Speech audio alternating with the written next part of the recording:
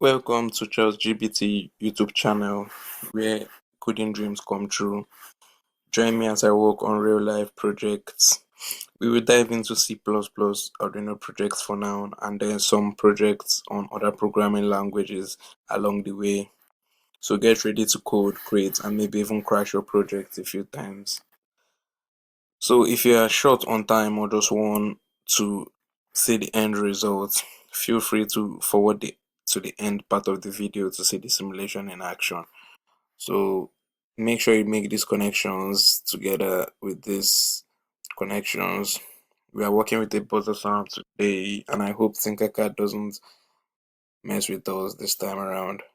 So make sure you have downloaded your Tinkercad project and everything is intact. This make sure it's this one in particular that has this, or you can buy the components as well. So we are working with resistors, buttons, RGB lights, but we're not going to be using the RGB lights.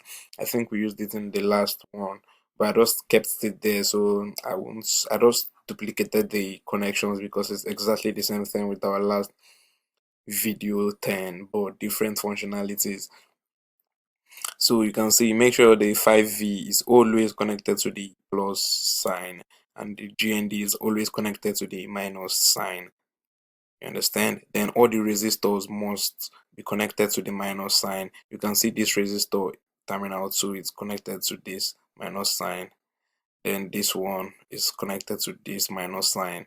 Then this one, this resistor, is connected to this minus sign through this wire that I used here, right there.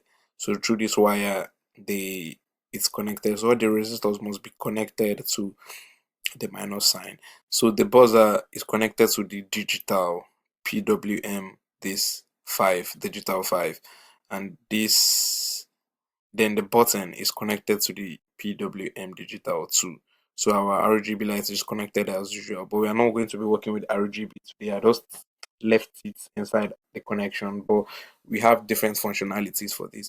So I'll just move this a little bit this side, and then get to open my code. Yeah, cool. So let me move this a little bit again. Okay, yeah, this cool.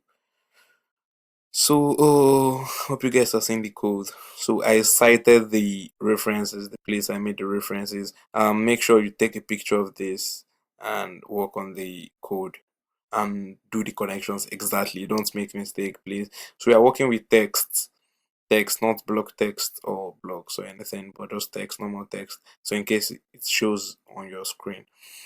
So I wrote my name and the code we're working with C++, and I cited my references from where I got the music we're going to be playing. I'll be playing for you guys. So if I should do this, this, then so if I should run these citations, like show you guys where I got the citations from, or just I got distracted by the messenger, like what kind of message is that? So you just go to Arduino songs GitHub right here and click on it, then click on it, then click on the first one you see in Chrome so you can get any music from here. So let's say we need Bloody Tears, or let's work with Game of Thrones. Okay, you want to get the tones of Game of Thrones, so you click on Game of Thrones, click on Game of Thrones dot .ino and download the code from your, just copy it and paste in your Arduino for the code. Anyone you like to use, you just copy it and paste it right there. So I'll just clear it so we can continue on what we are working on. So I'll put this right here. So you can see, and that is why I cited this. So I downloaded these 3 songs we're going to be using from to create this game there. So you see the pin declarations. Always declare your pins where it's connected so it can work perfectly well. So the buzzer pin 5 and the button pin is 2. You can see it right here, right there. The buzzer pin is 5. 5 is connected to 5, the orange wire. I like being specific with my wirings, but it doesn't matter, the color doesn't matter. So, and the button is 2, the yellow wire. So see our notes definitions that I copied from the GitHub I just showed you guys earlier. So the note definitions, use an array to store the three musics we're going to be playing, and the notes that these are just gotten from the GitHub repository I just showed you guys right now. So if you check this out, then this I write comments my code. So if I put it in the comment section, you can see and understand what every line of code does. So this is the game variables, how we're going to be calculating our index, our total score, and our high score. So this is the thing. So you can see the comments I wrote down here exactly here. So check if the button is pressed, then wait a short period and verify. So if a valid button was detected, wait for release and exit. Then wait for a complete button press and release with the bounce and many other things. So these are our main void loop. I put our sets up here. So this inputs pull up doesn't matter. I can remove it and it still works the same way.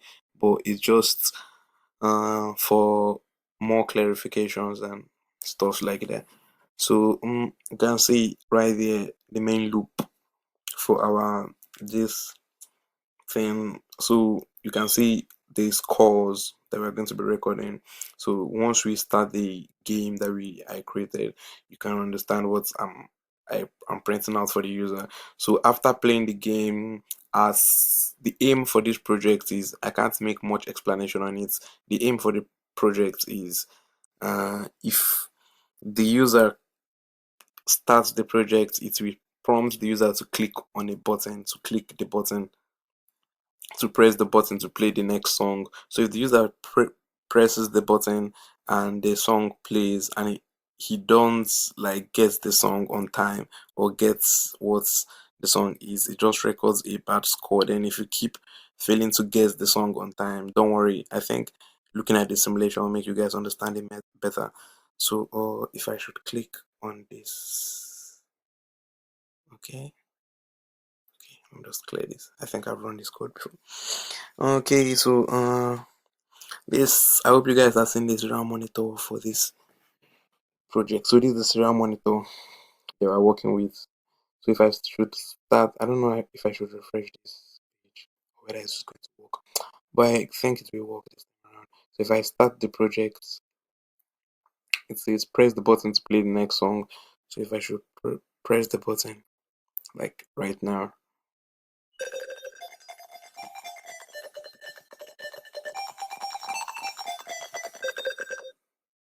oh, I didn't guess anything, so my score was 0 for this. It's recorded the time it's played. It's played for like 5 milliseconds. So that's the, let me clear this up. So it's played for like 5 milliseconds and it's recorded the time. Where did it record? Yeah, so it's recorded the times played. So that's the first song. So I hope you guys heard it because I don't know how Tinkercad will be displaying this out to my recorder, my screen recorder, or both of them are just dumb. So if you press the button again for the next song,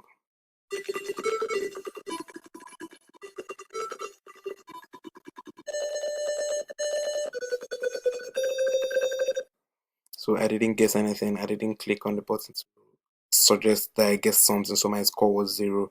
So if I play this again,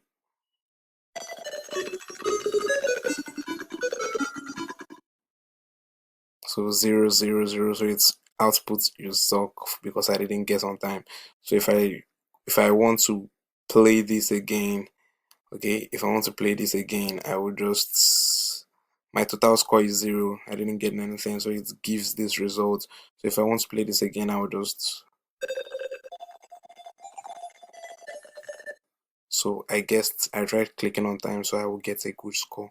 So my reaction time 2 milliseconds. This is just like 2 seconds and 5. My score for this one is 5. So if I should click, so I guessed again.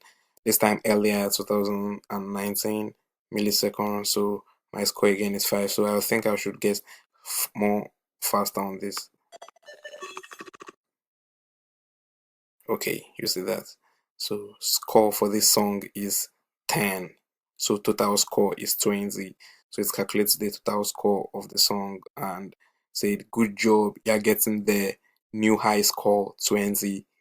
New high score 20. Oh, I didn't get a great excellent, so I think I'm going to be going for an excellent. Let's play it again. So I won't allow the music to even play at all, just fast, so I can get a good grade on this. And it's, you'll see it changed the high score once I get a good grade. You see, I'm just making it fast. I'm not waiting for it to play, so it just records. And okay, you are excellent. So it gives me excellent. So that's what I'm aiming for. So new high score 30. So you can see that's the game. If you are slow in guessing the music that is playing, it records for you 0. So the first time we played, we got 0, 0, 0, and you suck. Then the next one, 1, we got 5, 5, and turn. Then total score 20. Good job, you're getting there. Then the new high score is 20. Then the third time we did it more faster. It was 10, 10, 10, 30. So yeah, excellent. And it changed the high score to 30. So that's the aim for this game. And I'll be posting the code in the comment section. um Thanks for watching, and I'll see you in the next video. Don't forget to like, comment, and subscribe for more project-based coding tutorials. And remember, coding is all about having fun and sometimes pulling your hair out. Keep on coding, and remember, practice makes perfect. And for those of you that don't like stress, just click on my CG logo at the bottom right corner of this video to subscribe. Finally, I'm going to give you all a glance into our final project idea, which I'm super excited about. I've spent a ton of time perfecting the code and simulation, and I'm proud of how it's turned out. So, but here's the thing. I don't want to just share the code and tutorials with random viewers. I want to make sure that only our loyal subscribers get to see the full functionality and explanation of this code. So if you want to learn and see how we brought this project to life, please hit that subscribe button. Subscribers will get exclusive access to the final project tutorials, and I don't want you to miss out on that. Thanks once again for watching, and I will see you in the next video.